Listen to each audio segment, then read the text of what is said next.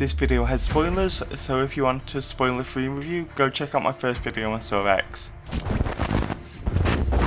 So like I said in my review, I really enjoyed the movie and I think it's one of the best in the franchise. But something I wasn't able to talk about in that video is my main problem with the movie, and that's how much John shows up. I'm glad to see he's back, but the amount he shows up doesn't make sense. I didn't like how he was there for nearly every trap. It kind of made him feel more like a serial killer, where he expected everyone to die, which kind of broke what was making him a hero in this movie for me. I feel like it would have made more sense for him to stay upstairs and use the tapes like he did for the rest of the traps. Also, what if someone survived? They know his face and name, so they could easily just report him to the police. Something I did like about this setup though, is how it was a good way to show Amanda's sympathy towards Gabriella. With her being an addict and how she got killed by Cecilia, it clearly was a setup for Amanda's tendency for revenge and rigging traps in other movies. That's all the story spoilers I want to go over. Now let's go into trap rankings.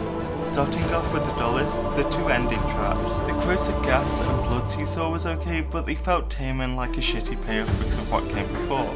Next is the radiation trap. It again felt bland and didn't really feel like it fits into John Kramer's style, as it wasn't really testing any personal liberties. Next is the eye vacuum trap. I like the setup and design of this trap, but it feels less brutal than the other traps in the franchise, and it also feels like it's an easy one to get out of. Next is the scar tissue trap. I wish we had seen more of this, because it looks like it's got amazing effects work, but hopefully it's teasing a sequel. The next one on my ranking is the pipe bomb trap. This was brutal, I really like the effects work here, and it really helps set the mood for the rest of the movie. Next is the Aztec head trap. I really like that there's another head trap, and I think the design and execution was interesting here. And in first place is the marrow trap. The special effects work here was like no other. It was brutal and suspenseful, and however they achieved the effect of the marrow and blood separating was amazing. It made me gag, and it made half the cinema leave at this point. With that being said, that's the end of my trap ranking. Honestly, I can't wait for the Blu-ray release, so we can look at the behind the scenes for these, and hopefully you will be getting more Saw content in the future. Anyway, that's all for this video. Subscribe.